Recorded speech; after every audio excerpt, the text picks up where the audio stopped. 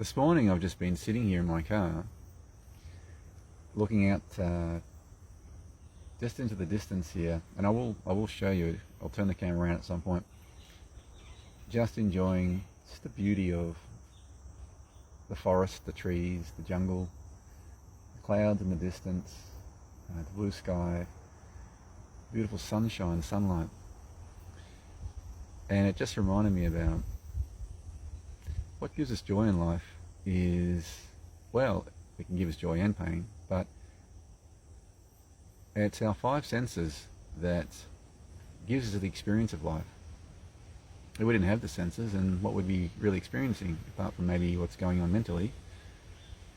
So we do a lot of things to satisfy the five senses, be good or not so good sometimes. But there's a lot of joy that we have when we realize the simplicity of life, getting back to basics in a sense, and understanding that it is these senses that do give us the joy. So one of the greatest things that I do or find every single day to do is to spend time preparing food, because it engages all five senses. And I was even thinking about this morning. I was making a smoothie, and just delicious. And even as I was peeling bananas, I thought, I can smell the banana as I'm peeling it. I can hear as I'm peeling the banana, I can actually hear it sort of cracking open. I can feel the texture of the banana. I can see the color with my eyes.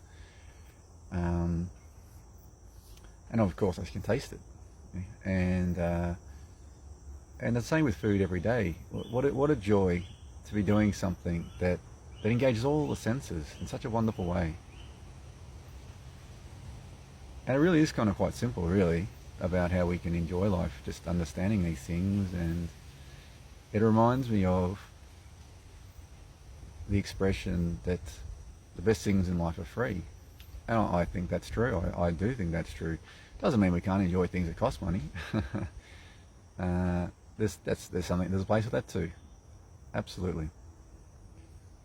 However, there is really something about the simplicity of just sitting and being. Like where I'm sitting right now has been, this morning at the moment, it's been reasonably quiet actually, and which is just lovely. It's allowed me time to engage in just sitting here, just looking at things. Nothing more than just sitting here and thinking, no, I really appreciate what I'm looking at right now. It is so beautiful. It is so peaceful, and I feel at peace because of it. And a part of that too is working on decluttering my mind of ideas of what I should be doing or need to be doing or need to have, and which is what this world gets us all caught up in, which is why it's so important that we come to know ourselves. That because when we know that we're not thrown around by the ideas of others telling us we need this thing and that thing. And this is often the case with a lot of advertising too. A lot of it's designed to manipulate people into buying things, whether they need them or not. But they do it in a way that's not really advertising so people are actually making an informed decision about a product. It's all the bells and whistles, and not rather than really necessarily getting to the nuts and bolts of what's actually on offer. Things that don't even seem actually relevant at all in advertising to what they're saying. But it's very clever, it's very psychologically played out, how to manipulate people into purchasing and buying. And I personally have a problem with it actually. Anyway, that's a whole nother thing, I suppose. And the reason I'm talking about this is maybe it's a good reminder for yourself even, that if you've got a nice place you can go to, just a natural place, and just sit there and look at things. Just sit there, sit on a park bench at a lake, if there's one nearby, or sit at the beach, or in the mountains. I mean, there's so many places we can go to and just be. Well, hopefully you have something like that. Even a park. Even if you're in a big city, there's usually a park somewhere, or a number of parks. And to take away all expectations because of needing to be doing anything else but that, allowing yourself some time. It's something that I've heard over the years many times, many times, and I can even remember back to was in a meeting one morning. We used to have a Monday morning meetings. This is when I was around 24, 25, around this point of time at this particular place I was working. And I was asking just quickly before we started the meeting how everyone's weekend was, and went around the table asking. And I still remember, I don't remember the person's name, but she said, almost guiltily, with a sense of guilt about this, I wasn't very productive on the weekend. There was said some other things, but that was a real emphasis of not being productive, but in a way they felt quite ashamed by that, like they didn't really do much. And I thought about that, and I thought that's quite a common mentality or mindset to some degree. And maybe it varies on location geographically, but at that point of time I was in Melbourne, and Melbourne, generally from my experience working in offices, has this big emphasis on getting things done, producing, achieving all these sort of things. And I know it's not unique to Melbourne, but I started to think about this and thought, we're human beings, not human doings. There's a place to do things for sure, but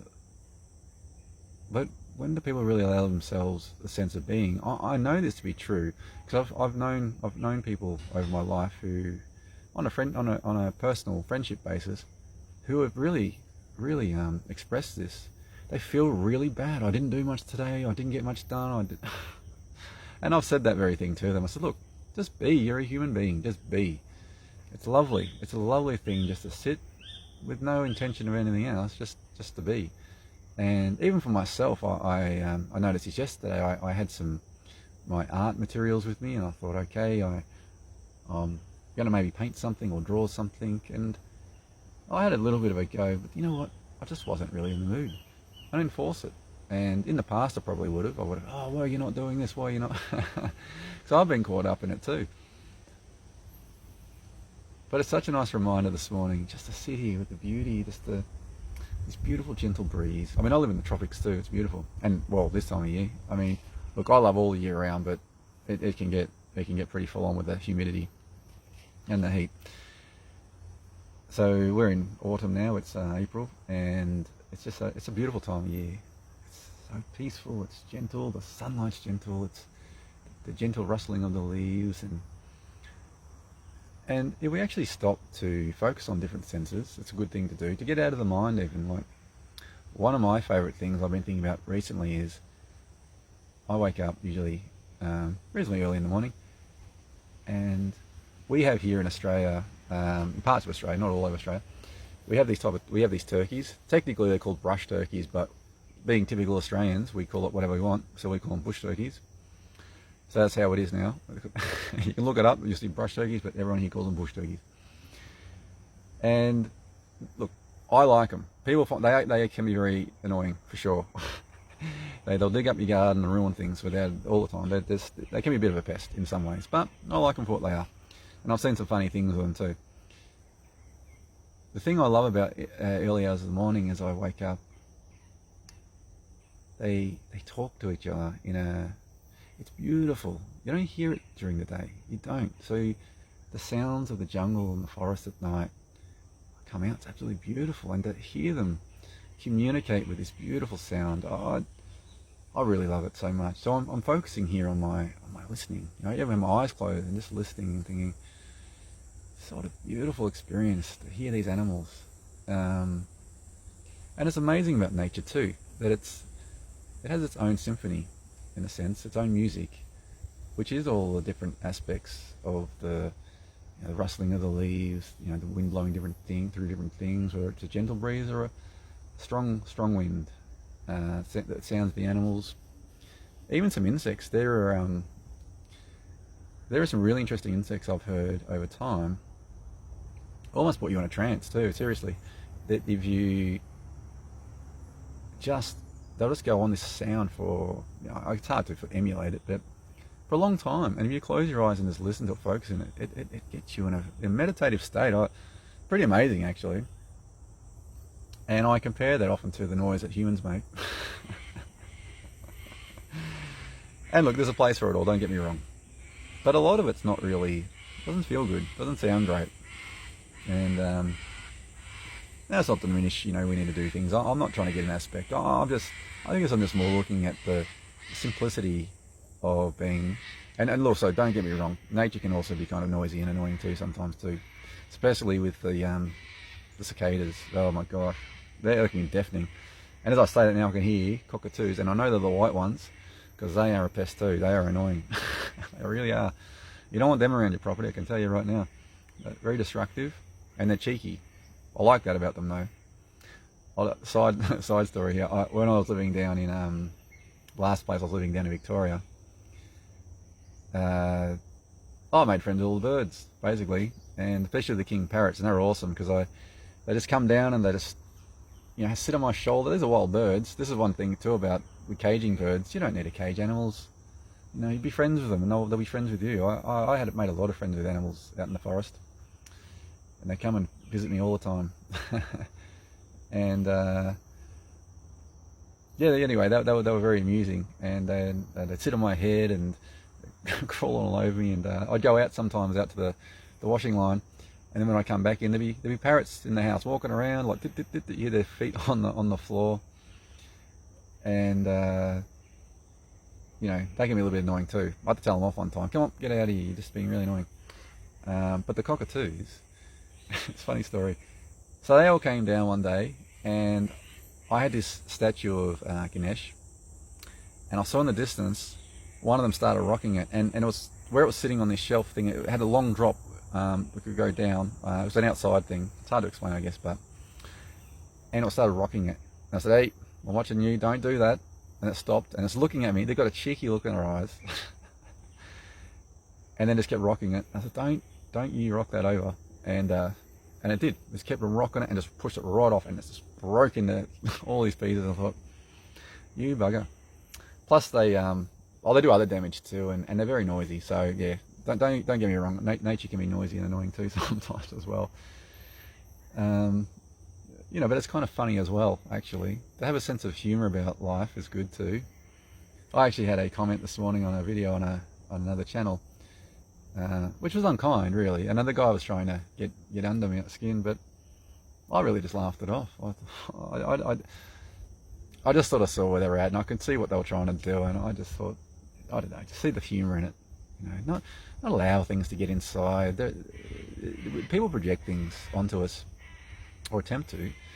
Happens a lot. And actually that's a nice thing to bring up here about projection.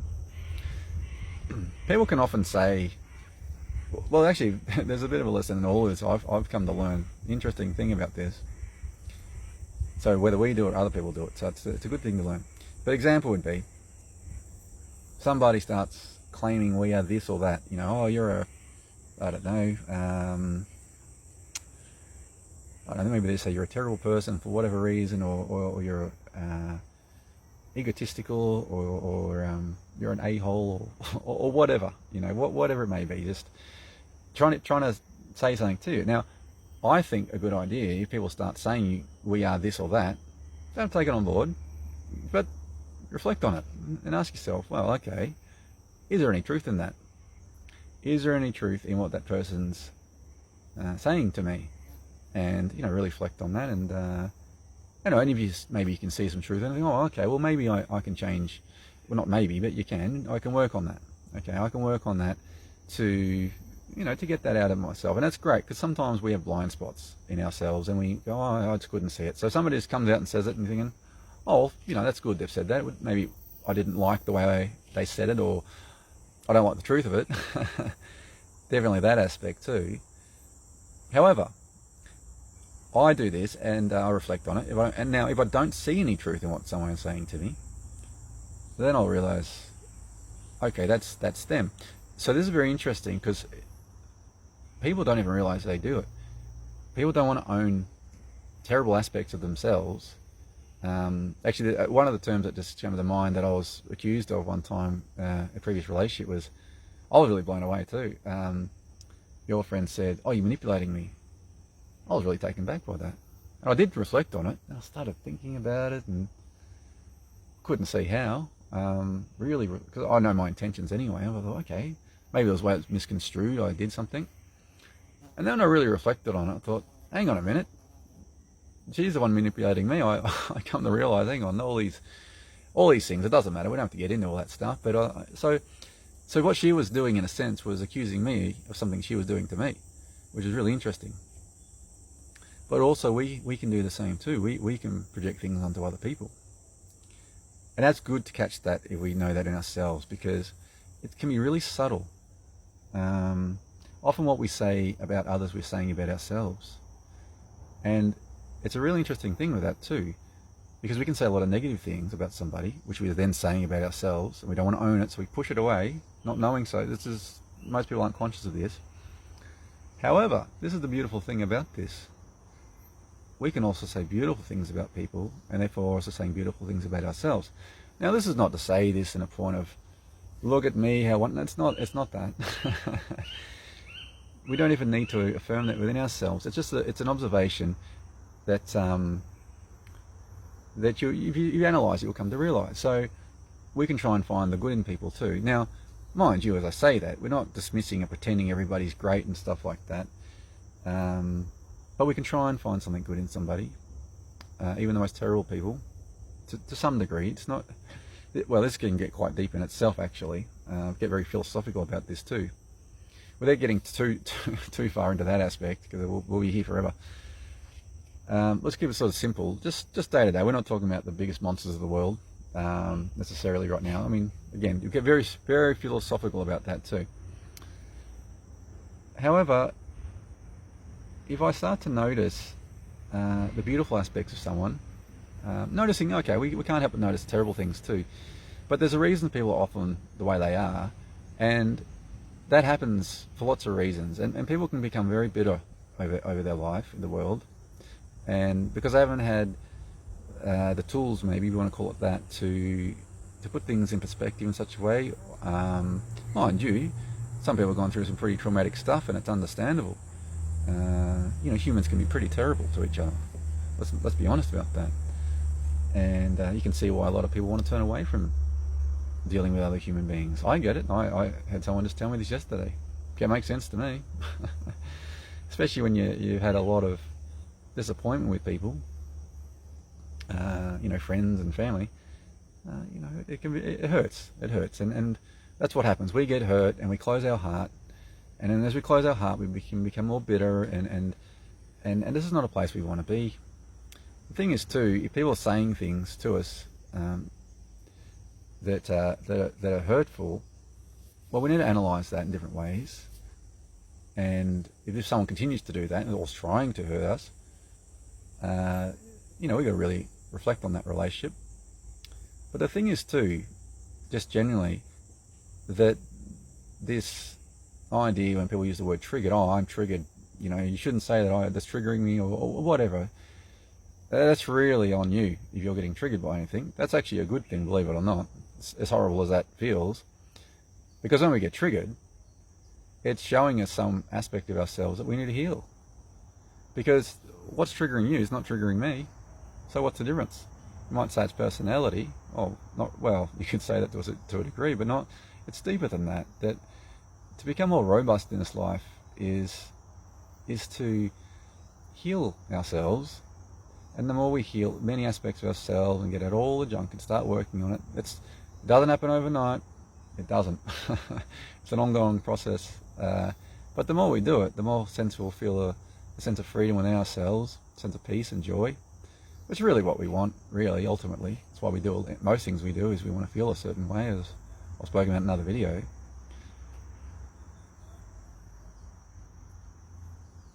So today, really, I'm sharing a number of thoughts here, but just the simplicity of being, to allow yourself just to be.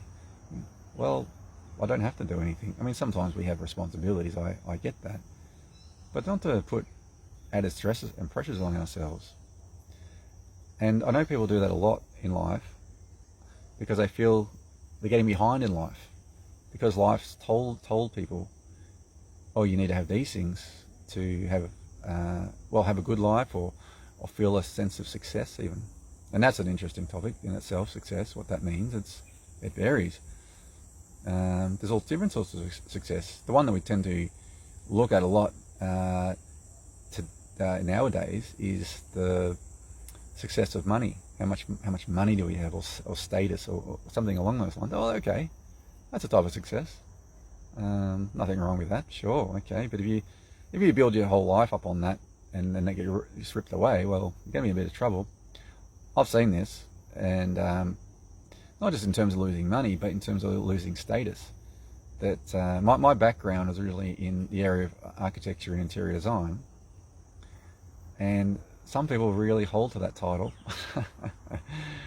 Not everybody, but some people do, and it's just nonsense, really. And you lose your job, there's a recession, depression, or whatever, and then you're doing something else, and you built yourself up on this idea of yourself, on this title. What are you doing that for? You're just going to hurt yourself, essentially, knock yourself down. Yeah, maybe that needs to happen. And noisy car going past.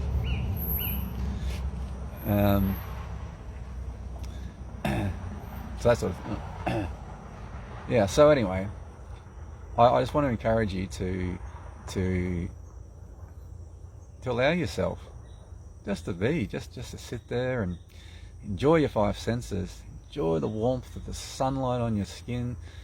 You can just go through each sense individually, and even a beautiful thing. This is a wonderful thing too. If you like this, it doesn't have to be this particular drink. But years and years and years ago, I remember I've done this a number of times, but I thought, I'm just going to really sit here with my cup of tea, and I had a peppermint tea, just peppermint tea and water, and the cup was warm, so I was holding the cup. I shut my eyes and I was holding the cup, and I was just at first just feeling the warmth from the cup radiating into my fingers and hands, and just really noticing that and how beautiful that felt. And then I slowly everything's very slowly. I just really took my time. I was no hurry, especially because I'm not very good at drinking really hot drinks, so I needed some time to cool down before I could drink it anyway. So then, as I was holding this for a while and just really feeling that beauty of the warmth, how lovely, that comforting that feels, then I brought the cup towards my nose, and I could feel the steam coming up onto my face, and I could smell the aroma of the peppermint. That's why I'm talking about peppermint, because it's a beautiful fragrance. It's quite strong and very invigorating, uplifting anyway. I sat there with it, just enjoying it, just enjoying that. That's it, enjoying the senses. That's nothing more, not thinking anything beyond, but just being very present with that. And then eventually I put the cup to my lip, and I could feel the warmth of my lip, and I just really gently started to pour the drink into my mouth, and just a little bit of time. And I'd notice too, because we don't even notice a lot of time how things going on in our mouth when we're eating and drinking things. And then I just felt the sensation of the peppermint, because it is invigorating, and the warmth of that. And then as I was drinking it, I've noticed how my tongue was moving, and the sensation in my throat, and just everything, just really noticing every part of that. Just be very present with it. Very enjoyable experience, actually. And you can do that with anything, really, anything. And I remember I used to do that too with chocolate. And it's really interesting when you start chewing things and really taking your time, is you'll notice how your tongue actually does a lot of work pushing things back and forth between the teeth. It's just, you're not even really aware of it a lot of times, but it's interesting to be very present with these things, what's going on. So even what I was saying right now today, as much as I've got the bugs, that's why you might see me waving around. You might see them on camera, because they're tiny little things, the midgies. I'm getting bitten by those things.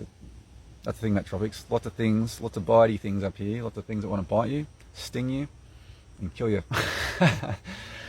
Which is true. Crocodiles and irrigangi, and there are other things too, but it's not, they're sort of a bit rare that you're going to be, well, snakes and stuff. Anyway, that's a whole other thing, but I just can't tell you the amount of joy I have sitting here right now to it's just so beautiful. Just looking at these clouds, they're so puffy little clouds, just floating across the sky, very gently. But I'll show you in just a moment. I'll do my best here to get the camera thing up here. Alright, first thing I'll do is, so I'm just sitting here, here in the shade. I can't see what I'm showing you, so hopefully I'm getting something. So, and I'm just sitting here, okay, I hope I caught that. We'll try again, here we go, just through the window here. So anyway, I'm just sitting here at the skate park, and, hang on a minute. Yeah, I'm just sitting here at the skate park. Peaceful, there's no one around at the moment, apart from, well, occasionally someone over there. And just clear mind. I don't think of anything right now. I just spend this moment just enjoying life. You know, aren't we here to enjoy life? And as I was saying before, often the best things in life are free. And a part of that too is because, well, then you don't have to stress yourself out saying, I need this much money to go do this thing. Nothing wrong with those things, but it's often the thing when people are stressing themselves out, telling themselves, I need this thing, you know, to be happy. But I'm very happy right now. And I just had a smoothie. I brought my smoothie with me that I made earlier. It was delicious. It was banana, Dutch cocoa, almond milk, some dates in there, and I put some maple syrup in there for some calories. And how beautiful! And just sat here enjoying it. Oh.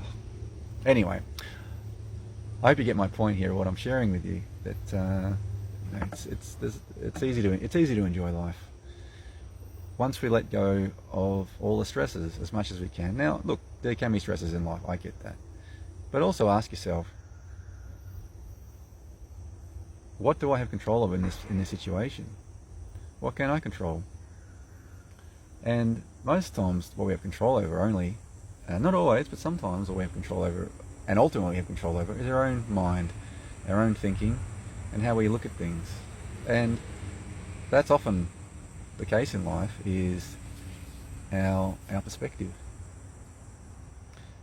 So, I mean, we can look at this many different ways. I mean, you can be experiencing or looking at the same thing in life many different ways. And just based on your perspective, or even mindset as well, you have a very different experience of the same thing. So an example would be, I look at one of these trees here in the distance, and from here, I can't see much detail. It looks like a kind of a dark silhouette. You know, not quite black, but quite dark. And that's one's perspective. But now if I go and walk right up to that tree, well, I'm going to see all sorts of colour now, and I'm going to see detail, I'm going to see things I can't see at all here. Now I'm still looking at the same tree, but my perspective's changed. So I'm having a different experience of it. And that's what we can do in life too, is we can look at that. How am I looking at things? How can I change my perspective? If the one I'm currently having is distressing me, how can I change it so perhaps I see some wisdom in this, or something else in this, in a positive way? Just reframing it, really. So anyway, I'm going to leave this here. I hope you really have a wonderful day wherever you are, and you know, don't give up on life and things. You know, just because we have these conditionings saying we need to have these things or we're not succeeding. And I know a big one at the moment is buying a house, and that's becoming a lot harder in a lot of countries, and that's puts a lot of pressure on people to save for the deposit, and then all the inflation. There's a lot of things. Okay, now I'm not saying it's wrong to have that or want that. Sure, that's wonderful, but you know what? There's also a real freedom in just letting that go. If it's stressing you out and you can't, and you're looking, I don't know how I'm going to achieve this. Well, things can change in life anyway. All sorts of things can happen. As I mentioned, I think in my previous video, I think it was, that life goes in cycles. If you pay attention, you'll see. Good times don't last, but neither do bad times. And I know currently we've been going through a very long cycle of bad times for a lot of people, challenging times. But again, if we let go of the mental thoughts about that, and you say, you know what, I choose to be joyful. I choose this, and I'm going to work towards being a joyful person the best I can, no matter what's going on. and you can find a sense of joy. Okay, it can vary, and maybe not every day you're going to be feeling particularly joyful. That's normal, that's human, and you know, for lots of reasons. But we can cultivate that. We can cultivate a lot of things in life, and mindset's one aspect, but also being aware of the foods we eat even too. And I'll do probably a number of videos about this, that food affects our biology. So, you know, I'll keep it simple with this, but I mean, eating healthy foods really does have a positive effect on our minds, and the more things that are processed and in packets and things like this, that have, and you look at all the ingredients, some of them you're like, geez, all these numbers, and you can look those up, and some of them are pretty bad, especially colours. Most colours are cancerous. Really, really bad news. Not all of them, but almost all of them. Okay, so be aware of that too, all these artificial colours, and even the so-called natural ones. You've got to be really careful. But I do like this saying about food. If man made it, don't eat it. Coming back to the basics of simplicity, you know, it doesn't mean we can't occasionally still have something, but it's you know, let's not make it into a lifestyle of eating crap food or junk or things we know aren't good for us. All right, I'm going to leave this here. Again, I always just wish you such a great day, and so much love in your heart and your mind. I mean, life can be really tough at times, I know. Just don't give up. Don't give up, and find this peace within inside yourself. Sometimes it's just a simple act of just being. And I say, you're sitting on a park bench or at a beach or wherever you are, you can look at the beauty, and then you can just sit there with your eyes closed and just absorb it all and embrace it all, and just relax. Just let all that tension go. Sit there and thinking, I'm grateful to be alive. And I know that can be really hard to say. I know there's some pretty horrific stuff out there. I know maybe it's some days you're not going to be feeling that. You know, maybe for a long period of time you might feel that. But it's about trying to get the mindset out of that. Even the great challenges. There are people who've gone through some horrific things who have. If you look at how they were thinking, they were excluding the thoughts. I'm trying to remember the name of the man. I think it was something DeFranco, I think it was. Anyway, he was in a. I know I was about to leave, but here we go. I've got to tell this story now. Best I can remember it. He wrote a book about this. I think it's called Man's Search for Meaning from Recollection. Yeah, I think that's so. And he was in an Nazi concentration camp, part of the Holocaust type stuff, and he spoke about that, and he had hope. He had this idea about when he gets out of there one day. He had a vision that, and he didn't know how that was going to happen. He just had a vision that I'll get out of here one day and I'll be able to help others, and with knowledge, wisdom, whatever. Now, I think he did become a professor or something. I don't remember the details now. But during the time he was in there, he made note of who did well and who didn't do so well, and it really was about their attitude, their mindset about things. And I think it was in that book he was talking about like making a cake. You need certain ingredients. Now, if you want to make a chocolate cake, you're not going to be putting concrete in there and dirt, and these aren't the sort of things you want. So you want the right ingredients, beautiful chocolate and all this sort of wonderful ingredients. Now the point is, he's relating that to our own mind. Now, if you want to make in a sense, a nice mindset or a nice chocolate cake in your mind, well, you got to get rid of all the crap you don't want, all the ingredients you don't want, or are no good for a chocolate cake that don't belong in there. You got to exclude those things. And on that, I was thinking about this yesterday actually.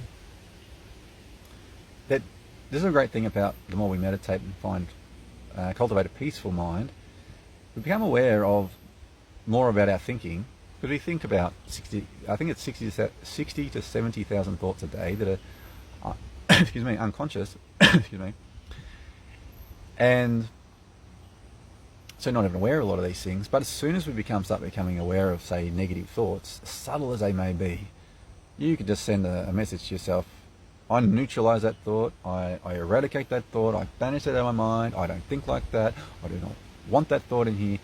And the more we do that, the more we recognize negative thoughts, little judgments against people, whatever it may be. Think, I don't think like that, I don't want that, get out of my head. Clear up our mind to get rid of the judgment towards ourselves, towards life, and towards other people, and really make a very strong impression on our minds that, hey, I don't want that junk in my mind. And then we fill ourselves with beautiful thoughts, you know, and we can do that. We talk ourselves up in a beautiful way, and other people in a beautiful way. Find the good in people. You'll enrich your life big time by doing this. There's a whole probably video in itself, and I've touched on a number of different things on this. So it's just what's sort of coming out today from just sitting here. I had a lot of thoughts about things I could talk about, and I just wanted to start off sharing how beautiful it is to sit here. Anyway, I wish you all a beautiful day, as I've said, and so much love and joy, and I really hope you got something out of this, and yeah, just have a wonderful day.